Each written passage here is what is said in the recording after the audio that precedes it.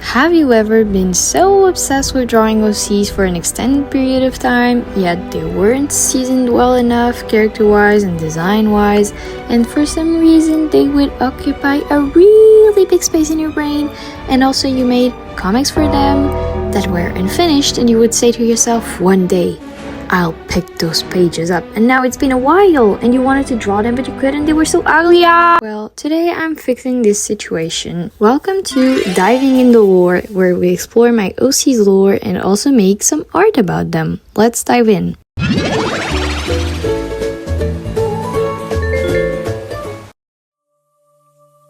Today we're taking all of this art and starting a new era for this comic. I've gone through middle school and high school with them. They went through influences from everything I've been obsessed with, so many personality changes, but at its core, it's still a silly story about siblings that solve a centuries-old treasure hunt. So let's say goodbye now.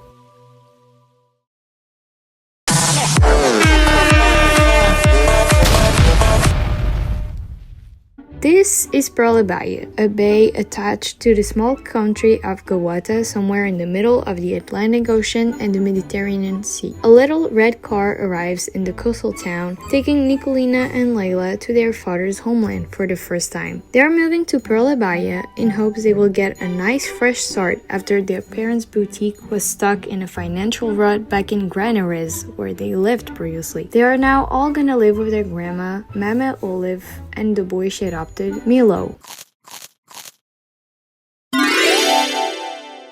Nicolina is the first character we see in the series. The comic book opens with her trying to get in touch with lawyers to sue her parents for forcing her to leave her hometown and friends. This drama queen is the younger daughter of the Tona family and also the freaky genius girl in the core group. At only 14, she was the perfect student at her school and was more capable than more teenagers older than her. When she wasn't busy with homework, she was with the Girl Scouts, her only friends, but on an emotional level, she's, well, a teenager, which is why she felt like the entire world exploded when she was forced to move with her family to another country. In their adventures, she's the one to make the plans and find solutions. Nicolina is pretty blunt and is unaware of social cues sometimes, but she's far from mean and would defend her loved ones in a heartbeat. She's like a tiny little chihuahua.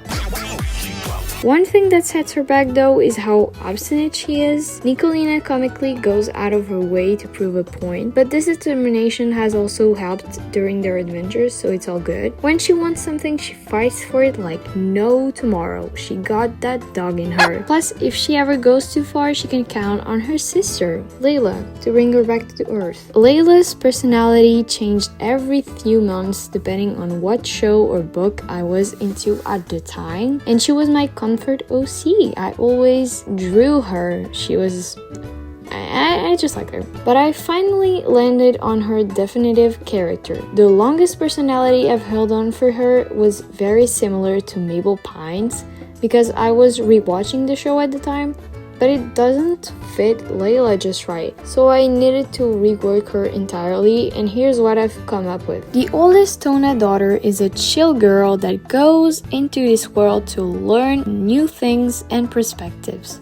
At only 16, Layla is the wisest teen there could be. She always approaches conflict by examining every side to compromise, which is why she's also always the mediator among her peers. Her curiosity led her to become an athletic prodigy because she tried literally every sport and club there was next to her house in their hometown. Layla accumulates hobbies like Pokemon cards, but her parents wished she collected more good grades along with that. It's not like she was dumb either, actually. You could say emotional intelligence is her forte. However, Layla likes passion and determination. When things don't go her way, she just accepts it and moves on. You also would be surprised to know that despite the fact she looks like she's really productive, she actually procrastinates way too much and often forgets responsibilities. Aside from that, she makes a great big sister to Nico and Milo, the newest addition to the family. Milo came to live with Mama Olive after his dad, who raised him as a single dad, passed away when he was just 12. He used to be very friendly and happy-go-lucky, but after that event, he kind of just shut down for a year. His father, who he was very close to, used to be the one that pushed him to pursue his niche interests, so he mostly did that as a way of keeping his memory alive. But since he was homeschooled his whole life, Mama Olive kept it that way. Even though he's, as I said, friendly, he still has a lot of trouble connecting with kids his age. Most teens on the island pursue sports and are always outside, unlike him, a nerdy indoor guy. After a year, he was past his grief, thanks to Grandma's emotional support and her push for him not to stop living just because of that. We meet Milo after his grief, which he survived with a little bruise called anxiety. He's pretty perceptive of people and curious to know them. When the girls arrived, he was really happy to be friends and was so excited to talk to people his age that didn't really judge him. He spends so much time reading and enjoying his hobbies, he often forgets the basics like cleaning his room and such. In their adventures, he's the most cautious one and even carries a first aid kit. Since he now goes a lot more outside and has the girls with him, he's out there collecting friends, phone numbers left and right as if he was catching up on the friends to meet. Like Charlie, their neighbor. He would often think he was too weird, and the fact he was younger than him would get in the way of the friendship, but they got along just fine. Charlie, their neighbor, had the most consistent personality out of them all, so I barely tweaked his character. He's a pretty normal teen in Perla Bahia, if a little rebellious. Since he frequents the local skate park and the Perla Bahia surfing club, two hotspots for teenagers there, he knows a lot of people and he earned respect for his skills in both sports, which he can be a little arrogant about. He acts all nonchalant, but it's all appearances under which Charlie hides a big personality. He's short-tempered, loud, a little dramatic, and mischievous. Nicolina and Melo are regular victims of his pranks and jokes. He's like the stereotype of the big brother in 2000s media, like Roderick Heffley. But on the flip side, he's also very protective of the people he cares about. He can be very helpful and take initiative. He's just a big softie in the end. Even though he doesn't tell it explicitly, he shows he cares through his actions. He's also pretty brilliant and does fairly well in school, which everyone finds so crazy because it seems like he's always outside and never studying. He often thinks outside of the box and brings ideas to the table, which Nico doesn't think of. It took a few hours only for Charlie and Layla to be inseparable because they understand each other very well, and through her, he gets to know the others and join their wacky journey. Normally, he never hangs out with people like them. He's always with skater dudes, but their differences piqued his interest. Now that you met the core group, let's talk about what actually happened in the story. When they arrive, Milo shows them their shared room, and thinking she's opening an empty dresser, Layla opened his instead, unveiling a multitude of gizmos, notebooks, and other stuff he has been keeping in there instead of on the floor to appease Mama Olive. In the middle of all of that, there's a huge intriguing book. Milo introduces them to the great mystery of Goata, the treasure hunt to uncover centuries-old jewels of the island that today would be estimated to $1 bajillion. Over the years, many tried the treasure hunt but didn't go far enough to find the jewels, or the timing wasn't right for certain steps to work.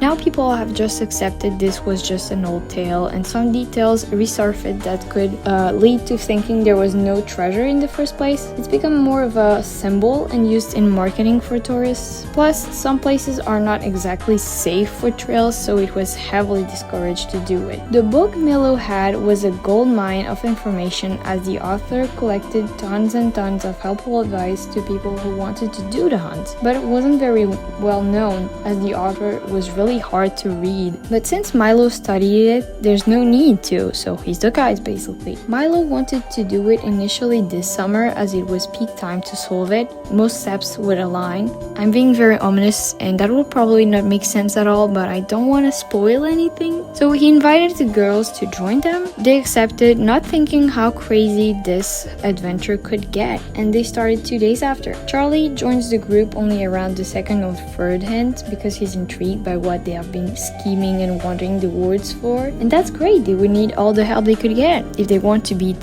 Vince at solving it. Vince is the main antagonist of the comic and their rival in this hunt. He's a businessman that inherited his wealth for being the descendant of Francis Vinaigrette, a French cook who invaded the city at the limit of Perla Bahia, which he called Francis' town. And he wants to solve the treasure hunt because Francis failed at it and he thinks he's capable of doing it. He's unfathomably rich and owns many family businesses and ventures on the island that he exported around the world. Vince actually went to school with the girl's father. He was his senior by 5 years and was the top of their school, so they didn't really talk at all. But their father remembers how Vince was ruthless even at that age. He's not mean per se, just very competitive. Actually, he doesn't realize he acts like a villain. He just thinks he's achieving his goals by more persuasive means. He's a mustache-twirling villain and uses some very wacky tactics to get to the top. For example, when he observed how having someone as strong as Layla was useful for the quest, he, instead of hiring someone to fulfill that role, hired a witch to turn a hammerhead shark into a humanoid creature at his orders. Yigo is Vince's henchman, discovering the human world as he tells along his boss. They develop a father-son dynamic early on and live together at Vince's manor. Yigo is blonde and a little dumb sometimes because the witch that made him was only a college student and didn't have the skill necessary to give him more brains. He's very social and proper, but when he has to fight,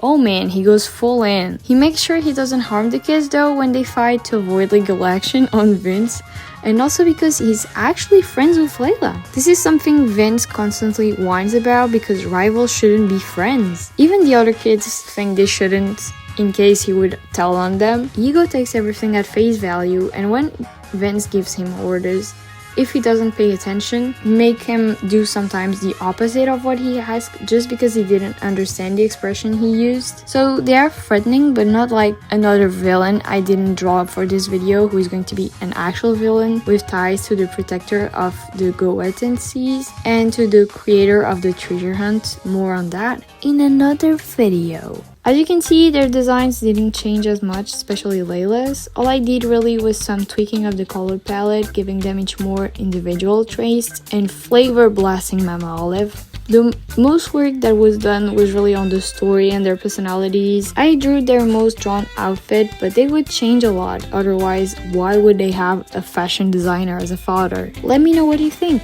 Would you guys want to hear more about them? Well, that was long. Thank you for staying until the end. See you next time.